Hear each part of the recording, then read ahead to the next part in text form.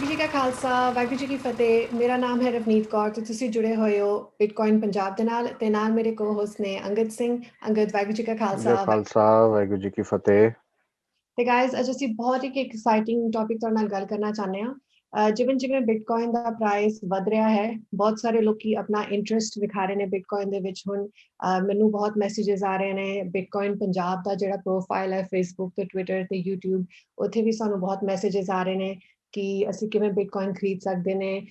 Bitcoin ਦੇ legal status ਬਾਰੇ India ਦੇ ਵਿੱਚ, ਤੇ ਜਦੋਂ ਬਿਟਕੋਇਨ ਖਰੀਦ ਲਿਆ ਹੈ ਤੇ ਉਹਨੂੰ ਮੈਨੇਜ ਕਿਵੇਂ ਕਰਨਾ ਹੈ, ਉਹਨੂੰ ਕਿੱਥੇ ਰੱਖਣਾ ਹੈ। ਤੇ ਇਹ ਬਹੁਤ ਹੀ ਐਕਸਾਈਟਿੰਗ ਸਟੇਜ ਹੈਗਾ, ਬਿਕੋਜ਼ ਇਹਦੇ ਨਾਲ ਇਹ ਪਤਾ ਲੱਗ ਰਿਹਾ ਕਿ ਹੁਣ ਬਹੁਤ ਸਾਰੇ ਲੋਕੀ ਇਸ ਚੀਜ਼ ਦੇ ਵਿੱਚ ਇੰਟਰਸਟ ਵਿਖਾ ਰਹੇ ਨੇ। So the timing is great. So guys, ਅੱਜ ਅਸੀਂ ਤੁਹਾਡੇ ਨਾਲ ਗੱਲਾਂ ਕਰਨਾ ਚਾਹੁੰਦੇ ਹਾਂ ਕਿ ਜਦੋਂ ਤੁਸੀਂ ਇੱਕ ਵਾਰ ਬਿਟਕੋਇਨ ਖਰੀਦ ਲਿਆ ਹੈ, then what are the next steps? ਫਿਰ ਹੁਣ now what? ਤੇ when it comes to Bitcoin, there are ਦੋ ਤਰ੍ਹਾਂ ਦੀਆਂ ਇਨਵੈਸਟਮੈਂਟਸ ਹੁੰਦੀਆਂ ਨੇ, ਦੋ ਤਰ੍ਹਾਂ ਦੇ ਸਿਨਾਰੀਓਜ਼ ਨੇ। ਜਾਂ ਤੇ ਤੁਸੀਂ ਬਿਟਕੋਇਨ ਖਰੀਦ ਰਹੇ ਹੋ ਬਿਕੋਜ਼ ਤੁਸੀਂ ਟ੍ਰੇਡਿੰਗ ਕਰਨਾ ਚਾਹੁੰਦੇ ਹੋ ਉਹਦੇ ਨਾਲ, ਜਾਂ ਤੁਸੀਂ ਬਿਟਕੋਇਨ ਖਰੀਦ ਰਹੇ ਹੋ ਬਿਕੋਜ਼ ਤੁਸੀਂ ਲੌਂਗ ਟਰਮ ਇਨਵੈਸਟਮੈਂਟ ਕਰਨਾ ਚਾਹੁੰਦੇ ਹੋ। ਤੇ ਇੱਕ ਹੋ ਗਿਆ ਲੌਂਗ ਟਰਮ, ਇੱਕ ਹੋ ਗਿਆ ਸ਼ਾਰਟ ਟਰਮ ਇਨ ਅ ਵੇ। ਮੈਂ ਤੁਹਾਡੇ ਨਾਲ ਗੱਲ ਕਰਨਾ ਚਾਹਨੀ ਹਾਂ ਲੌਂਗ ਟਰਮ ਦੇ ਬਾਰੇ। when you're doing, ਜੇ ਤੁਸੀਂ ਬਿਟਕੋਇਨ ਜਾਂ ਹੋਰ ਕੋਈ ਕ੍ਰਿਪਟੋ ਕਰੰਸੀ ਲੌਂਗ ਟਰਮ ਲਈ ਹੋਲਡ ਕਰ ਰਹੇ ਹੋ, ਐਂਡ ਦੈਨ ਅੰਗਦ ਥੋੜਾ ਟੈਕਨੀਕਲ ਪਰਸਪੈਕਟਿਵ ਦੇ ਵੱਲੋਂ ਟ੍ਰੇਡਿੰਗ ਦਾ ਸਮਝਾਣਗੇ ਕਿ ਜੇ ਤੁਸੀਂ ਟ੍ਰੇਡਿੰਗ ਦੇ ਵਿੱਚ ਐਂਟਰ ਕਰ ਰਹੇ ਹੋ, then what are the things that you need to keep in mind, especially ਜੇ ਤੁਸੀਂ ਨਵੇਂ ਹੋ ਤੇ ਤੁਸੀਂ ਪਹਿਲੀ ਵਾਰ ਬਿਟਕੋਇਨ ਦੇ ਵਿੱਚ ਨਿਵੇਸ਼ ਕਰ ਰਹੇ ਹੋ। ਹੁਣ ਲੌਂਗ ਟਰਮ ਹੋਲਡ ਲਈ ਗਾਇਜ਼, ਇਹਦਾ ਮਤਲਬ ਇਹ ਹੋਇਆ ਕਿ ਤੁਸੀਂ ਬਿਟਕੋਇਨ ਖਰੀਦ ਲਿਆ ਤੇ ਜਿਵੇਂ ਤੁਸੀਂ ਕੋਈ ਮੰਨ ਲਓ ਸਟਾਕਸ ਖਰੀਦਦੇ ਹੋ ਜਾਂ FD ਕਰਾਉਂਦੇ ਹੋ, ਤੇ ਤੁਸੀਂ ਉਹਨੂੰ 1 ਸਾਲ ਲਈ, ਸ਼ਾਇਦ ਤੁਹਾਡਾ ਗੋਲ ਹੋਏ ਕਿ ਮੈਂ 1 ਸਾਲ ਲਈ ਬਿਟਕੋਇਨ ਨੂੰ ਰੱਖਣਾ ਹੈ, ਜਾਂ ਮੈਂ 2 ਸਾਲ ਲਈ, 3 ਸਾਲ ਲਈ। ਸੋ when you're holding it long term, ਉਹਦੇ ਵਿੱਚ ਸਭ ਤੋਂ ਵੱਡੀ ਚੀਜ਼ ਹੁੰਦੀ ਹੈ ਕਿ ਤੁਸੀਂ ਆਪਣੇ ਬਿਟਕੋਇਨਸ ਨੂੰ ਸਿਕਿਉਰ ਕਿਵੇਂ ਰੱਖਣਾ ਹੈ, ਕਿਉਂਕਿ you're kind of putting a lot of eggs in the same basket। ਉਹਦੇ ਵਿੱਚ ਇਟਸ ਵੈਰੀ ਇੰਪੋਰਟੈਂਟ ਕਿ ਤੁਹਾਡੇ ਬਿਟਕੋਇਨਸ ਇੱਕਦਮ ਸੁਰੱਖਿਅਤ ਰਹਿਣ, ਇੱਕਦਮ ਸਿਕਿਉਰ ਰਹਿਣ। ਤੇ ਉਹੀ ਉਦੋਂ ਹੀ ਹੋ ਸਕਦਾ ਜੇ ਤੁਸੀਂ ਸਮਝਦੇ ਹੋ ਕਿ ਬਿਟਕੋਇਨ ਕਿਵੇਂ ਕੰਮ ਕਰਦਾ ਹੈ, ਤੇ ਤੁਸੀਂ ਸਮਝਦੇ ਹੋ ਕਿ ਵਾਟ ਆਰ ਦ ਸਟੈਪਸ ਜਿਹੜੇ ਨੈਸੈਸਰੀ ਹੁੰਦੇ ਨੇ, ਤੇ ਕਿਵੇਂ ਬਿਟਕੋਇਨ ਨੂੰ ਹੈਕ ਹੋਣ ਤੋਂ ਬਚਾ ਸਕਦੇ ਹੋ ਜਾਂ ਸਟੀਲ ਹੋਣ ਤੋਂ ਬਚਾ ਸਕਦੇ ਹੋ। So that will come back to you ਕਿ ਤੁਹਾਨੂੰ ਕਿੰਨਾ ਪਤਾ ਹੈ ਉਹਦੇ ਬਾਰੇ। ਤੇ ਅਸੀਂ ਉਹਦੇ ਵਿੱਚ ਮੇਨ ਚੀਜ਼ ਗਾਇਜ਼ ਇਹ ਹੋਏਗੀ ਕਿ ਬਿਟਕੋਇਨ ਦੇ ਵਿੱਚ ਕਿ ਜੇ ਤੁਸੀਂ ਉਹਨੂੰ ਲੌਂਗ ਟਰਮ ਹੋਲਡ ਕਰ ਰਹੇ ਹੋ, ਕਿ ਤੁਸੀਂ ਉਹਨੂੰ ਇਹੋ ਜਿਹਾ ਵਾਲਟ ਸਿਲੈਕਟ ਕਰੋ ਜਿਹੜੇ ਵਾਲਟ ਵਿੱਚ ਜੇ ਉਹਨੂੰ ਤੁਸੀਂ ਚੰਗੀ ਤਰ੍ਹਾਂ ਸਿਕਿਉਰ ਕਰ ਸਕਦੇ ਹੋ। ਹੁਣ ਕ੍ਰਿਪਟੋ ਵਾਲਟਸ ਦੇ ਬਹੁਤ ਡਿਫਰੈਂਟ ਆਪਸ਼ਨਸ ਹੁੰਦੇ ਨੇ। ਤੁਹਾਡੇ ਕੋਲ ਸੌਫਟਵੇਅਰ ਵਾਲਟ ਹੁੰਦਾ ਹੈ ਬੇਸਿਕਲੀ, ਤੇ ਤੁਹਾਡੇ ਕੋਲ ਹਾਰਡਵੇਅਰ ਵਾਲਟ ਹੁੰਦਾ ਹੈ। ਜੇ ਤੁਸੀਂ ਬਹੁਤ ਵੱਡੀ ਕੁਆਂਟੀਟੀ ਵਿੱਚ ਹੋਲਡ ਕਰ ਰਹੇ ਹੋ, ਤੇ then you should kind of take full responsibility ਆਪਣੇ ਬਿਟਕੋਇਨਸ ਨੂੰ ਸੰਭਾਲਣ ਦੀ। ਤੇ ਉਹਦੇ ਵਿੱਚ ਤੁਸੀਂ ਫਿਰ ਇਹੋ ਜਿਹੀ ਚੀਜ਼ ਦੇ ਵਿੱਚ ਆਪਣੇ ਬਿਟਕੋਇਨ ਨੂੰ ਰੱਖ ਸਕਦੇ ਹੋ ਜਿਹਦੇ ਵਿੱਚ ਤੁਹਾਡਾ ਫੁੱਲ ਕੰਟਰੋਲ ਹੈ ਕਿ ਤੁਸੀਂ ਫੁੱਲ ਰਿਸਪੌਂਸਿਬਿਲਿਟੀ ਲੈ ਰਹੇ ਹੋ। ਬਟ ਇਫ ਇਟਸ ਜਿਵੇਂ few thousand ਤੁਸੀਂ ਐਕਸਪੈਰੀਮੈਂਟ ਕਰ ਰਹੇ ਹੋ, then you don't have to go through so much effort। ਤੁਸੀਂ ਰੱਖ ਸਕਦੇ ਹੋ even if you want in your own hardware, ਪਰ ਤੁਸੀਂ ਉਹਨੂੰ in a digital wallet ਵੀ ਰੱਖ ਸਕਦੇ ਹੋ, ਹਾਰਡਵੇਅਰ ਸੌਫਟਵੇਅਰ ਵਾਲਟਸ ਵਿੱਚ ਵੀ ਰੱਖ ਸਕਦੇ ਹੋ, ਤੇ ਜਿਹੜੇ ਤੁਹਾਡੇ ਐਕਸਚੇਂਜਸ ਦੇ ਵਾਲਟਸ ਨੇ ਉਹਦੇ ਵਿੱਚ ਵੀ ਰੱਖ ਸਕਦੇ ਹੋ। ਇਟ ਆਲ ਡਿਪੈਂਡਸ ਔਨ ਕਿ ਤੁਸੀਂ ਕਿੰਨਾ ਸਾਰਾ ਪੈਸਾ ਹੋਲਡ ਕਰ ਰਹੇ ਹੋ ਤੇ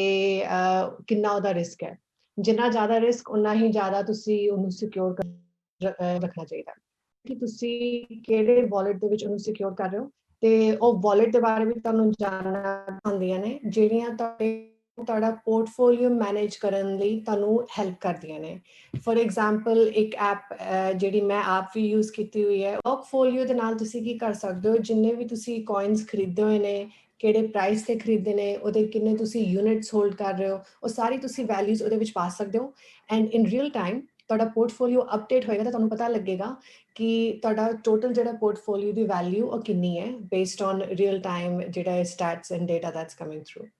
ਸੋ I think in a centralised way ਤੁਸੀਂ ਵੇਖ ਸਕਦੇ ਹੋ। ਤੁਸੀਂ ਇਹ ਵੀ ਵੇਖ ਸਕਦੇ ਹੋ ਜੇ ਤੁਹਾਡੇ ਕੋਈ ਕੋਇਨਸ ਨੂੰ ਤੁਸੀਂ ਇਨਵੈਸਟ ਕਰਨਾ ਚਾਹੁੰਦੇ ਹੋ, ਕਿਤੇ ਵੀ ਨਜ਼ਰ ਰੱਖ ਰਹੇ ਹੋ, ਤੇ ਉਹਨਾਂ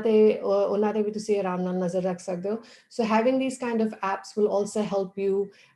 stay on top of your portfolio, ਤੇ ਨਾਲੇ ਤੁਹਾਨੂੰ ਪਤਾ ਲੱਗੇਗਾ, you'll stay in touch with ਕਿ ਮਾਰਕੀਟ ਕਿਵੇਂ ਕੰਮ ਕਰ ਰਹੀ ਹੈ। Guys, another thing ਤੁਸੀਂ ਕਰ ਸਕਦੇ ਹੋ ਜੇ ਤੁਸੀਂ ਬਿਟਕੋਇਨ ਨੂੰ ਲੌਂਗ ਟਰਮ ਹੋਲਡ ਕਰ ਰਹੇ ਹੋ, ਬਹੁਤ ਸਾਰੀਆਂ ਹੁਣ ਪਲੇਟਫਾਰਮਸ ਨੇ, ਸਪੈਸ਼ਲੀ ਜਿਹਨੂੰ ਅਸੀਂ ਕਹੀਦਾ ਹੈ DeFi, ਜਿਹੜੀ ਇੱਕ ਇੰਡਸਟਰੀ ਹੈਗੀ ਹੈ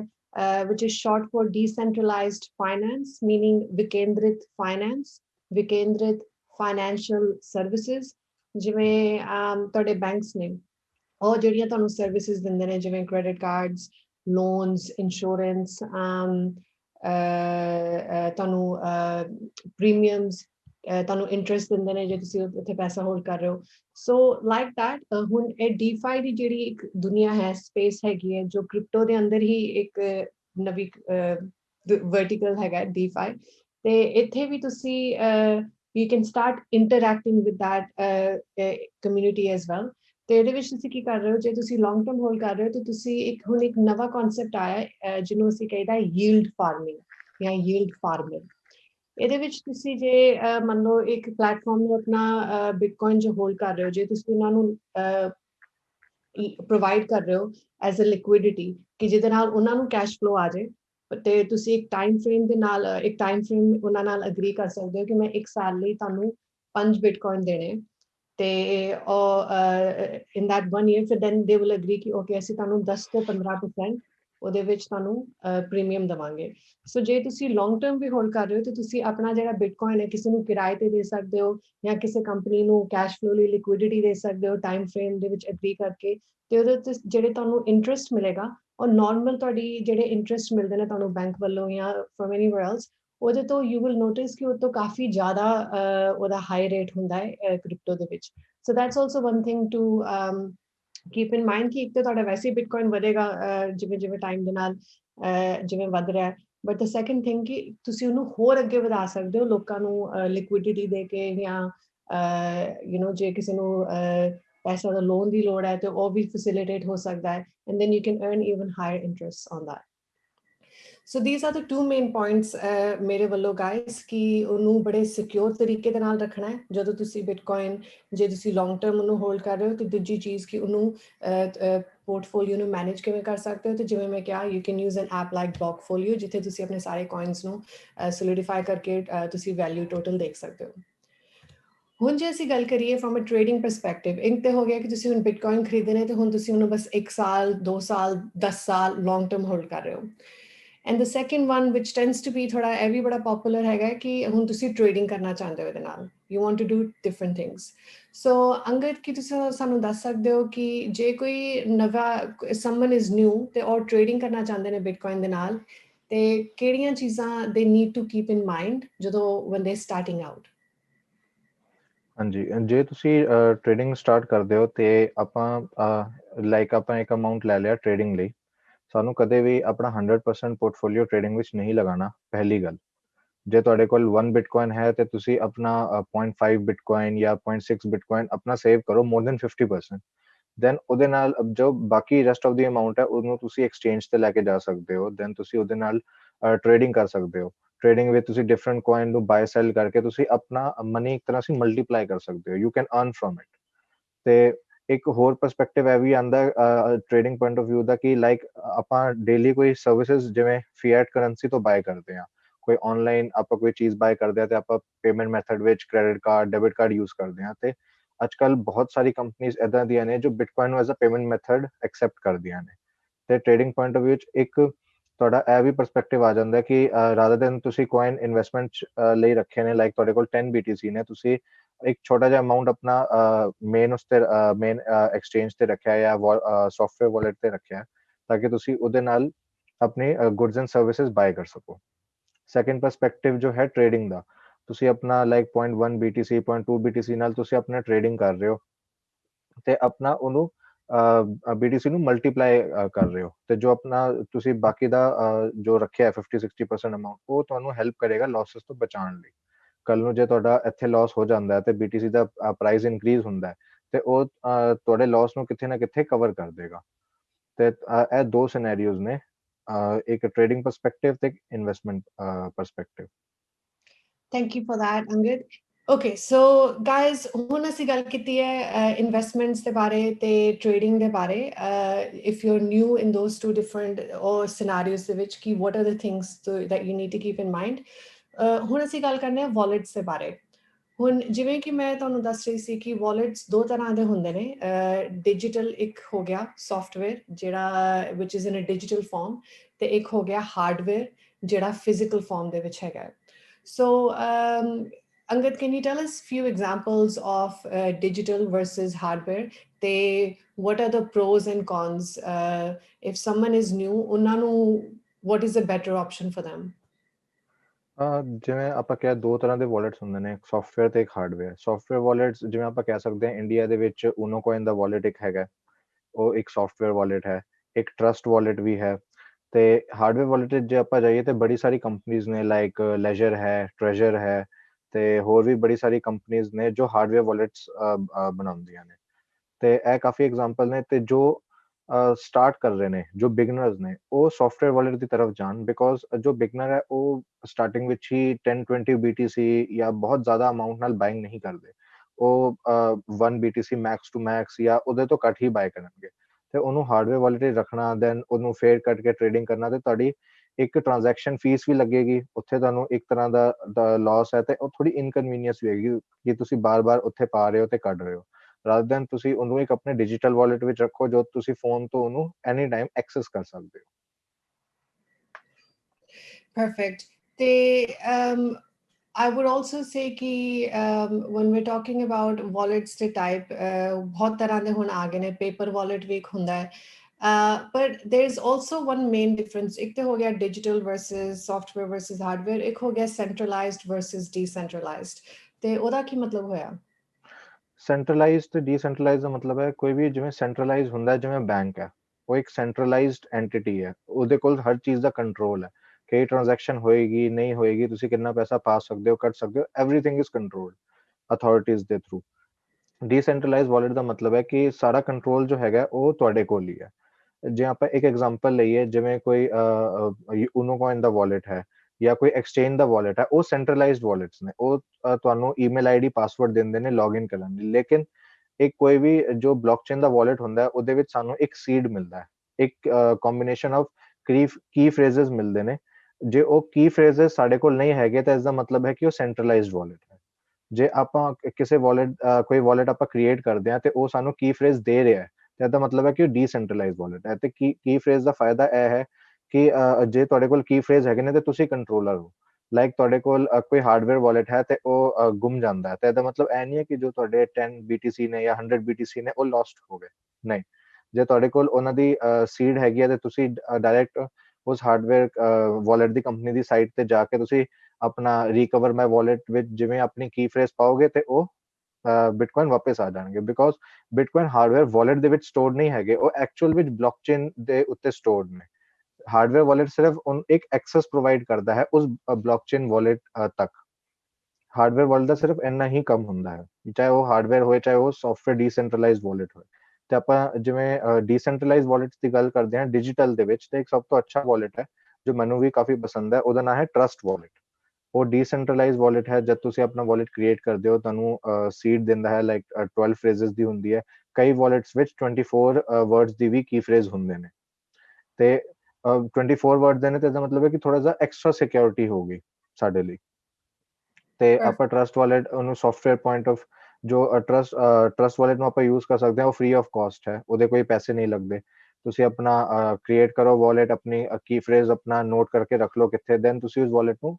ਔਨ ਦਾ ਸਪੌਟ ਯੂਜ਼ ਕਰ ਸਕਦੇ ਹੋ। ਹਾਰਡਵੇਅਰ ਵਾਲੇਟਸ ਥੋੜੇ ਜਿਹੇ ਐਕਸਪੈਂਸਿਵ ਹੁੰਦੇ ਨੇ। ਹਾਰਡਵੇਅਰ ਵਾਲੇਟਸ ਉਹ ਲੋਕ ਯੂਜ਼ ਕਰਦੇ ਨੇ ਜਿਨ੍ਹਾਂ ਕੋਲ ਬਹੁਤ ਜ਼ਿਆਦਾ ਕੁਆਂਟੀਟੀ ਦੇ ਬਿਟਕੋਇਨਸ ਨੇ, ਤੇ ਉਹਨਾਂ ਨੂੰ ਇੱਕ ਐਕਸਟਰਾ ਲੇਅਰ ਆਫ ਸਿਕਿਉਰਿਟੀ ਚਾਹੀਦੀ ਹੈ। ਬਿਕੋਜ਼ ਚਾਹੇ ਇਹ ਡੀਸੈਂਟਰਲਾਈਜ਼ਡ ਵਾਲੇਟ ਹੈ, ਇਹ ਇੰਟਰਨੈਟ ਤੋਂ, ਤੁਹਾਡਾ ਫੋਨ ਇੰਟਰਨੈਟ ਤੋਂ ਕਨੈਕਟਡ ਰਹਿੰਦਾ ਹੈ ਹਰ ਵੇਲੇ। ਜੇ ਕੋਈ ਵਾਇਰਸ ਆ ਗਿਆ ਤੇ ਉਹ ਵਾਇਰਸ ਉਸ ਐਪ ਨੂੰ ਐਕਸੈਸ ਕਰਕੇ ਬਿਟਕੋਇਨ ਟ੍ਰਾਂਸਫਰ ਕਰ ਸਕਦਾ ਹੈ। ਜੇ ਤੁਸੀਂ ਕੋਈ ਸਿਕਿਉਰਿਟੀ ਨਹੀਂ ਲਗਾਈ, 2 ਫੈਕਟਰ ਅਥੈਂਟੀਕੇਸ਼ਨ ਨਹੀਂ ਲਗਾਇਆ ਜਾਂ ਆਪਣਾ ਫਿੰਗਰਪ੍ਰਿੰਟ ਲੌਕ ਨਹੀਂ ਲਗਾਇਆ, ਤੇ ਉਹ ਵਾਇਰਸ ਕੀ ਕਰ ਸਕਦਾ ਹੈ ਕਿ ਤੁਹਾਡੇ ਵਾਲੇਟ ਤੋਂ ਉਹ ਬਿਟਕੋਇਨ ਕਿਤੇ ਹੋਰ ਵਾਲੇਟ ਤੇ ਟ੍ਰਾਂਸਫਰ ਕਰ ਸਕਦਾ ਹੈ। ਬਟ ਹਾਰਡਵੇਅਰ ਵਾਲੇਟ ਹੈ ਕਿ ਜਿਵੇਂ ਹੀ ਤੁਸੀਂ ਉਸਦੀ USB ਕੰਪਿਊਟਰ ਤੋਂ ਕੱਢ ਲਈ ਤੇ ਉਹ ਉਹਦੇ ਤੇ ਇੰਟਰਨੈਟ ਵਗੈਰਾ ਸਭ ਚੱਲਣਾ ਬੰਦ ਹੋ ਜਾਏਗਾ, ਉਹ ਡਿਸਕਨੈਕਟ ਹੋ ਜਾਏਗਾ ਹਰ ਜਗ੍ਹਾ ਤੋਂ। ਤੇ ਜੇ ਉਹ ਡਿਸਕਨੈਕਟ ਹੋ ਗਿਆ ਤੇ ਤੁਸੀਂ ਉਹਨੂੰ ਹੈਕ ਕਿਵੇਂ ਕਰੋਗੇ? Absolutely. Thank you for that. So basically, centralized ਜਿਹੜੇ wallets ਹੋ ਗਏ ਉਹ ਉਹਦੇ ਵਿੱਚ main difference ਇਹ ਹੋ ਗਿਆ ਕਿ ਤੁਸੀਂ ਜਿਹੜੀ responsibility ਹੈਗੀ ਹੈ ਉਹਨੂੰ ਉਹਦੀ safety ਦੀ ਤੁਹਾਡੇ Bitcoin ਤੇ ਤੁਹਾਡੇ cryptocurrency ਦੀ safety ਦੀ ਉਹ ਤੁਸੀਂ share ਕਰ ਰਹੇ ਹੋ ਸਾਂਝੇ ਤਰੀਕੇ ਦੇ ਨਾਲ ਤੁਸੀਂ exchange ਦੇ ਨਾਲ share ਕਰ ਰਹੇ ਹੋ ਕੁਝ responsibility ਉਹ ਲੈ ਰਹੇ ਨੇ ਕੁਝ ਤੁਸੀਂ ਲੈ ਰਹੇ ਹੋ ਤੁਸੀਂ ਇਹ responsibility ਲੈ ਰਹੇ ਹੋ ਕਿ ਤੁਸੀਂ ਆਪਣਾ टू स्टैप ऑथेंटिकेशन ऑन करनी है तुसी अपना पासवर्ड किसी को नहीं दसना ते सिक्योर वाईफाई वगैरह पब्लिक वाईफाई तो लॉग इन नहीं करना ते कुछ सिक्योरिटी और शेयर कर रहे हैं और ਜਿਹੜਾ ਤੁਹਾਡਾ ਸੀਡ ਫਰੇਜ਼ ਅੰਗਦ ਨੇ ਕਿਹਾ ਜੋ ਤੁਹਾਨੂੰ ਮਿਲਦਾ ਹੈ ਇੱਕ ਲੌਂਗ ਸੈਂਟੈਂਸ ਹੁੰਦਾ ਹੈ ਜਿਹਦੇ ਵਿੱਚ ਵਰਡਸ ਹੁੰਦੇ ਨੇ ਤੇ ਉਹ ਵਰਡਸ ਨੂੰ ਰਾਈਟ ਆਰਡਰ ਦੇ ਵਿੱਚ ਪਾਣਾ ਹੁੰਦਾ ਹੈ ਤੇ ਉਹ ਵਰਡਸ ਵੀ ਤੁਹਾਨੂੰ ਪਤਾ ਹੋਣਾ ਚਾਹੀਦਾ ਉਹ ਸੀਡ ਫਰੇਜ਼ ਤੁਹਾਡਾ ਐਕਸਚੇਂਜ ਮੈਨੇਜ ਕਰ ਰਿਹਾ ਹੈ ਤੇ ਕੁਝ ਹੱਦ ਤੱਕ ਸਿਕਿਉਰਿਟੀ ਸਿਕਿਉਰ ਉਹ ਕਰ ਰਹੇ ਨੇ ਦੂਜਾ ਜਿਹੜਾ ਹੋ ਗਿਆ ਡੀਸੈਂਟਰਲਾਈਜ਼ਡ ਜਿੱਥੇ ਸੀਡ ਫਰੇਜ਼ ਤੁਹਾਡੇ ਕੋਲ ਹੈ ਇਹਦਾ ਮਤਲਬ ਫੁੱਲ ਉਹਦੀ 100% ਜਿਹੜੀ ਸਿਕਿਉਰਿਟੀ ਹੈ ਉਹਦਾ ਮੈਨੇਜ ਉਹ ਤੁਸੀਂ ਕਰ ਰਹੇ ਹੋ ਭਾਵੇਂ ਉਹ ਐਪ ਹੈ ਭਾਵੇਂ ਉਹ ਇੱਕ ਸੌਫਟਵੇਅਰ ਵਾਲਟ ਹੈ ਜਾਂ ਇੱਕ ਯੂਐਸਬੀ ਹੈਗੀ ਹੈ which is a hardware wallet sorry ਸਾਰਾ ਉਹਦਾ ਕੰਟਰੋਲ ਤੁਹਾਡੇ ਕੋਲ ਹੈ ਸੋ ਜਿਵੇਂ ਕਿ ਅੰਗਦ ਨੇ ਕਿਹਾ ਜੇ ਤੁਸੀਂ ਨਵੇਂ ਹੋ ਤੁਸੀਂ ਹੁਣੇ ਕੁਝ ਫਿਊ ਥਾਊਜ਼ੈਂਡ ਪਾਏ ਨੇ ਮਤਲਬ ਕੁਝ ਜ਼ਿਆਦਾ ਕੁਆਂਟੀਟੀ ਨਹੀਂ ਤੁਸੀਂ ਹੋਲਡ ਕਰ ਰਹੇ ਦੈਨ ਇਟਸ ਪ੍ਰੋਬਬਲੀ ਈਜ਼ੀ ਕਿ ਜੇ ਤੁਸੀਂ ਐਕਸਚੇਂਜ ਵਾਲੇ ਵਾਲਟ ਨਾਲ ਕਰੋ ਜਾਂ ਜੇ ਤੁਸੀਂ ਆਪਣਾ ਵਾਲਟ ਫੁੱਲ ਮੈਨੇਜ ਕਰਨਾ ਚਾਹੁੰਦੇ ਹੋ ਤੁਸੀਂ ਇੱਕ ਐਪ ਯੂਜ਼ ਕਰ ਲਓ ਇੱਕ ਸੌਫਟਵੇਅਰ ਵਾਲਟ ਯੂਜ਼ ਕਰੋ ਜਿਵੇਂ ਕਿ ਉਹਨਾਂ ਨੇ ਟਰਸਟ ਵਾਲਟ ਕਿਹਾ ਤੇ ਦੂਜਾ ਹੈ ਕਿ ਜੇ ਤੁਸੀਂ ਬਹੁਤ ਸਾਰਾ ਹੋਲਡ ਕਰ ਰਹੇ ਹੋ then maybe you should think of buying a hardware wallet guys ਹੁਣ ਜਦੋਂ ਤੁਸੀਂ ਨੋਟਿਸ ਕਰੋਗੇ ਕਿ ਤੁਸੀਂ ਬਿਟਕੋਇਨ ਨੂੰ ਖਰੀਦਿਆ ਜਾਂ ਤੁਸੀਂ ਕ੍ਰਿਪਟੋ ਰਿਲੇਟਡ ਵੈਬਸਾਈਟਸ ਨੂੰ ਵੇਖਣਾ ਸ਼ੁਰੂ ਕਰਤਾ ਹੈ ਤੁਸੀਂ ਐਪਸ ਡਾਊਨਲੋਡ ਸ਼ੁਰੂ ਕਰਨੀਆਂ ਸ਼ੁਰੂ ਕਰਤੀਆਂ ਤੁਸੀਂ ਨਿਊਜ਼ ਵੇਖ ਰਹੇ ਹੋ you doing all of these things ਤੁਸੀਂ ਨਜ਼ਰ ਰੱਖਣੀ ਸ਼ੁਰੂ ਕਰਤੀ ਹੈ ਤੇ ਤੁਸੀਂ ਕੀ ਨੋਟ ਕਰੋਗੇ ਕਿ ਤੁਹਾਨੂੰ ਸ਼ਾਇਦ ਕੋਈ ਸਕੈਮਸ ਦੇ ਤੁਹਾਨੂੰ ਮੈਸੇजेस ਆਣ ਇਹ ਬਹੁਤ ਹੀ ਇੱਕ ਕਾਮਨ ਚੀਜ਼ ਹੁੰਦੀ ਹੈ ਬਹੁਤ ਸਕੈਮਸ ਬਿਟਕੋਇਨ ਦੇ ਵਿੱਚ ਚੱਲਦੇ ਨੇ ਜਿਵੇਂ ਹੀ ਕਿਸੇ ਹੋਰ ਵੀ ਇੰਡਸਟਰੀ ਦੇ ਵਿੱਚ ਚੱਲਣਗੇ ਪਰ ਬਿਕੋਜ਼ ਬਿਟਕੋਇਨ ਪੈਸੇ ਦੀ ਦੁਨੀਆ ਹੈ ਇਹਦੇ ਵਿੱਚ ਯੂ ਕੈਨ ਇਮੇਜਿਨ ਕਿ ਕਿੰਨੇ ਸਾਰੇ ਸਕੈਮਸ ਚੱਲਦੇ ਨੇ ਸੋ ਇਹ ਵੀ ਗੱਲ ਤੁਹਾਨੂੰ ਬਹੁਤ ਧਿਆਨ ਦੇ ਵਿੱਚ ਰੱਖਣੀ ਪਏਗੀ ਕਿ ਜਦੋਂ ਤੁਸੀਂ ਕਿ ਤੁਸੀਂ ਹਾਊ ਤੁਹਾਨੂੰ ਉਹਦੇ ਬਾਰੇ ਕਿੰਨਾ ਪਤਾ ਹੈ ਤੇ ਤੁਸੀਂ ਕਿੰਨਾ ਆਪਣੇ ਆਪ ਨੂੰ ਸਿਕਿਉਰ ਕਰ ਸਕਦੇ ਹੋ ਹੁਣ ਸਕੈਮਸ ਹਰ ਤਰੀਕੇ ਦੇ ਵਿੱਚ ਆਉਂਦੇ ਨੇ ਸ਼ਾਇਦ ਤੁਹਾਨੂੰ ਸਕੈਮਸ ਦੇ ਤੁਹਾਨੂੰ ਮੈਸੇजेस ਆਣ ਇੰਸਟਾਗ੍ਰam ਦੇ ਵਿੱਚ ਡੀਐਮ ਆਏ ਤੁਹਾਨੂੰ ਕਮੈਂਟ ਆਏ ਤੁਹਾਡੇ ਪੋਸਟ ਦੇ ਉੱਤੇ ਕਿਤੇ ਵੀ ਸੋਸ਼ਲ ਮੀਡੀਆ ਤੇ ਜਾਂ ਟਵਿੱਟਰ ਤੇ ਜਾਂ ਤੁਹਾਨੂੰ ਈਮੇਲਸ ਵੀ ਆ ਸਕਦੀਆਂ ਨੇ ਤੇ ਈਵਨ ਟੈਕਸਟ ਮੈਸੇजेस ਵੀ ਆ ਸਕਦੇ ਨੇ ਜੇ ਤੁਹਾਨੂੰ ਕੋਈ ਮੈਸੇਜ ਆ ਰਿਹਾ ਹੈ ਰੈਂਡਮ ਪਰਸਨ ਤੋਂ ਉਹ ਮੈਸੇਜ ਸ਼ਾਇਦ ਉਹ ਬੜਾ ਪਰਸਨਲ ਤਰੀਕੇ ਦੇ ਨਾਲ ਯੂ ਸ਼ੁਰੂ ਕਰ ਦੇਣੇ ਕਿ ਮੈਂ ਇਦਾਂ ਤੇ ਫਿਰ ਕਹਿਣਗੇ ਕਿ ਮੈਂ ਹੁਣ $600 ਹਰ ਹਫਤੇ ਬਣਾ ਰਿਹਾ ਵਾਂ ਕਿਉਂਕਿ ਮੈਂ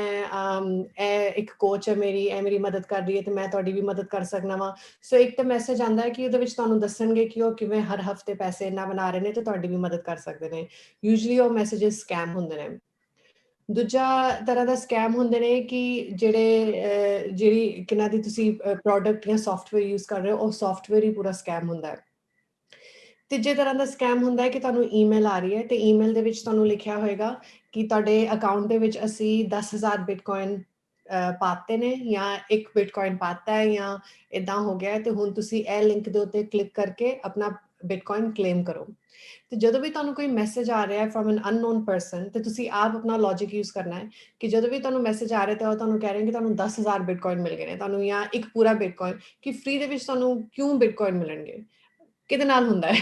ਸੋ ਮੇਕ ਸ਼ੋਰ ਕਿ ਜੇ ਤੁਹਾਨੂੰ ਕੋਈ ਲਿੰਕਸ ਭੇਜ ਰਹੇ ਨੇ ਲਿੰਕਸ ਦੇ ਉੱਤੇ ਤੁਸੀਂ ਬਿਲਕੁਲ ਕਲਿੱਕ ਨਹੀਂ ਕਰ ਰਹੇ ਬਿਕੋਜ਼ ਗਾਇਜ਼ ਇਹ ਮੈਂ ਬਹੁਤ ਈਵਨ ਜਿਹੜੇ ਐਡਵਾਂਸਡ ਟ੍ਰੇਡਰਸ ਨੇ ਉਹਨਾਂ ਨਾਲ ਵੀ ਵੇਖਿਆ ਹੈ ਕਿ ਉਹ ਐਕਸੀਡੈਂਟਲੀ ਲਿੰਕ ਕਲਿੱਕ ਕਰਤਾ ਤੇ ਉਹਨਾਂ ਦਾ ਪੂਰਾ ਵਾਲਟ ਖਾਲੀ ਹੋ ਗਿਆ ਐ ਮੈਂ ਰੀਸੈਂਟਲੀ ਵੇਖਿਆ ਵਿਦ ਸਮਨ ਐਜ਼ ਵੈਲ ਜੋ ਬਹੁਤ ਹੀ he is a trader I think he was holding 1.2 million in his wallet ਤੇ ਉਹਨੇ ਪਤਾ ਨਹੀਂ ਕਿੱਥੇ ਕਲਿੱਕ ਕੀਤਾ ਤੇ ਉਹਦਾ ਪੂਰਾ ਪੈਸਾ ਚਲਾ ਗਿਆ ਸੋ ਡੋਂਟ ਕੋਈ ਵੀ ਲਿੰਕ ਤੇ ਕਲਿੱਕ ਨਹੀਂ ਕਰਨਾ ਤੁਹਾਨੂੰ ਕੋਈ ਈਮੇਲ ਆ ਰਹੀ ਹੈ ਜਿਹੜੀ ਈਮੇਲ ਕਦੀ ਕਦੀ ਉਹ ਤੁਹਾਨੂੰ ਈਮੇਲ ਭੇਜਦੇ ਨੇ ਮੰਨ ਲਓ ਤੁਸੀਂ ਕੋਈ ਐਕਸਚੇਂਜ ਯੂਜ਼ ਕਰ ਰਹੇ ਹੋ ਜਿਵੇਂ ਯੂਨੀਕੋਇਨ ਤੇ ਕਦੀ ਕਦੀ ਤੁਹਾਨੂੰ ਈਮੇਲ ਭੇਜਣਗੇ ਯੂਨੀਕੋਇਨ ਵੱਲੋਂ ਪਰ ਉਹਦੀ ਸਪੈਲਿੰਗ ਥੋੜੀ ਗਲਤ ਹੋਏਗੀ ਹੈ ਜਾਂ ਉਹਦਾ ਈਮੇਲ ਥੋੜਾ ਗਲਤ ਹੋਏਗਾ ਪਰ ਨਾ ਉਹਨਾਂ ਨੇ ਉਹ ਯੂਜ਼ ਕੀਤਾ ਹੋਏਗਾ so you have to make sure ਕਿ ਜਿਹੜੀ ਤੁਸੀਂ ਈਮੇਲ ਕਿਹੜੀ ਕਿ ਤੁਸੀਂ ਈਮੇਲ ਵੀ ਵੈਰੀਫਾਈ ਕਰੋ ਕਿ ਕਿਹੜੀ ਈਮੇਲ ਤੋਂ ਆ ਰਿਹਾ ਹੈ ਤੇ ਕੀ ਮੈਸੇਜ ਕੀ ਹੈਗਾ another thing I would say as well ਜਿਸ ਤਰ੍ਹਾਂ ਦੇ scam ਆਉਂਦੇ ਨੇ ਕਿ actually I forgot Angad do you have anything ਇੱਕ Anything else? ਜੋ ਆਉਂਦੇ ਨੇ ਕਿ ਸਾਨੂੰ ਇੱਕ BTC ਭੇਜਿਆ ਤੁਹਾਨੂੰ 2 BTC ਆ ਜਾਣਗੇ ਵਾਪਸ ਉਸੇ ਵਾਲਟ ਦੇ ਵਿੱਚ। ਉਹ ਵੀ ਆਉਂਦਾ ਹੈ ਕਿ ਤੁਸੀਂ ਸਾਨੂੰ ਇੱਕ ਬਿਟਕੋਇਨ ਭੇਜੋ, ਅਸੀਂ ਤੁਹਾਨੂੰ 2 ਬਿਟਕੋਇਨ ਵਾਪਸ ਭੇਜਾਂਗੇ। ਮਤਲਬ ਵਾਈ, ਕੀ ਲੌਜਿਕ ਬਣਦਾ ਹੈ? ਮੈਂ ਤੁਹਾਨੂੰ ਇੱਕ ਭੇਜਾਂਗੀ, ਤੁਸੀਂ ਮੈਨੂੰ 2 ਵਾਪਸ ਕਿਉਂ ਭੇਜ ਰਹੇ ਹੋ? ਇਹ ਦੁਨੀਆ ਦੀ ਵਰਸਟ ਬਿਜ਼ਨਸ ਡੀਲ ਐਵਰ। ਪਰ ਇਹ ਵੀ ਆਉਂਦਾ ਹੈ। ਤੇ ਇੱਕ ਮਾਈਨਿੰਗ ਦਾ ਵੀ ਬਹੁਤ ਆਉਂਦਾ ਹੈ ਕਿ ਤੁਸੀਂ ਕੋਈ ਮਾਈਨਿੰਗ ਦਾ ਪੂਲ ਹੈ ਸਾਡਾ, ਤੁਸੀਂ ਉਹਦੇ ਵਿੱਚ ਪੈਸੇ ਪਾਓ ਤੇ ਤੁਹਾਨੂੰ ਵੀਕਲੀ ਇਨਕਮ ਉਹਦੇ ਨਾਲ ਜਨਰੇਟ ਹੋਏਗੀ। ਜੋ ਵੀ ਅਗਰ ਉਹ ਵੀਕਲੀ ਇਨਕਮ ਦਾ ਕੁਝ ਕਹਿ ਰਹੇ ਨੇ ਜਾਂ ਤੁਹਾਡੇ ਤੋਂ ਪੈਸੇ ਮੰਗ ਰਹੇ ਨੇ ਕਿ ਤੁਸੀਂ ਪਹਿਲਾਂ ਇੰਨਾ ਪਾਓ ਤੇ ਉਹ ਇੰਨਾ ਕਰ ਦੇਣਗੇ, usually tends to be a scam. ਤੇ ਮਾਈਨਿੰਗ ਤੇ ਮੇਨ ਇਹੀ ਹੁੰਦਾ ਹੈ ਕਿ ਜੇ ਆਪਾਂ ਬਿਟਕੋਇਨ ਮਾਈਨਿੰਗ ਕਰਨੀ ਹੈ ਤੇ ਬਿਟਕੋਇਨ ਮਾਈਨਿੰਗ ਗ੍ਰਾਫਿਕ ਕਾਰਡ ਤੇ ਹਾਰਡਵੇਅਰ ਦੇ ਥਰੂ ਹੀ ਹੁੰਦੀ ਹੈ। ਤੇ ਬਿਟਕੋਇਨ ਮਾਈਨਿੰਗ ਐ ਨਹੀਂ ਹੁੰਦੀ ਕਿ ਆਪਾਂ ਇੱਕ ਬਿਟਕੋਇਨ ਪਾਵਾਂਗੇ ਤੇ ਦੈਨ ਉਹ ਮਾਈਨ ਹੋ ਕੇ ਹੋਰ ਆਉਣਗੇ। ਜੇ ਏਦਾਂ ਹੁੰਦਾ ਤੇ ਜਿਹੜੇ ਲੱਖ ਲੱਖ ਬਿਟਕੋਇਨ ਹੋਲਡ ਕਰਦੇ ਨੇ ਉਹ ਤੇ ਸਾਰਾ ਨੈਟਵਰਕ ਹੀ ਕੰਟਰੋਲ ਕਰ ਲੈਂਦੇ ਨੇ। Absolutely. ਤੇ these are the main points guys ਕਿ ਜਦੋਂ ਤੁਸੀਂ ਤੁਸੀਂ ਨਵੇਂ ਹੋ ਤੇ ਇਹਦੇ ਵਿੱਚ ਤੁਹਾਨੂੰ ਇਹੋ ਜਿਹੇ ਮੈਸੇजेस ਤੁਹਾਨੂੰ ਆਣੇ ਸ਼ੁਰੂ ਹੋ ਜਾਣਗੇ all social medias ਤੇ ਈਮੇਲਸ ਦੇ ਉੱਤੇ। ਤੇ ਇਹ ਤੁਹਾਡੀ ਰਿਸਪੌਂਸਿਬਿਲਿਟੀ ਹੈ ਕਿ ਤੁਸੀਂ ਕਿੰਨਾ ਆਪਣੇ ਸਮਝ ਕੇ ਅੱਗੇ ਤੁਰ ਰਹੇ ਹੋ, ਕੋਈ ਲਿੰਕ ਦੇ ਉੱਤੇ ਕਲਿੱਕ ਨਹੀਂ ਕਰ ਰਹੇ। ਤੇ ਜੇ ਤੁਹਾਨੂੰ ਇਹੋ ਜਿਹੇ ਮੈਸੇजेस ਆਉਂਦੇ ਨੇ ਤੁਸੀਂ ਸਕਰੀਨਸ਼ਾਟ ਕਰਕੇ ਸਾਨੂੰ ਭੇਜ ਸਕਦੇ ਹੋ ਤੇ ਅਸੀਂ ਵੀ ਤੁਹਾਡੇ ਲਈ ਵੈਰੀਫਾਈ ਕਰ ਸਕਦੇ ਹਾਂ ਕਿ ਇਹ ਸਕੈਮ ਹੈਗਾ ਹੈ ਜਾਂ ਨਹੀਂ। So feel free to send us that as well. ਤੇ ਗਾਇਸ ਹੁਣ ਅਸੀਂ ਗੱਲ ਕਰਨੇ ਆ ਇਨਵੈਸਟਰ ਸਾਈਕੋਲੋਜੀ ਦੇ ਬਾਰੇ।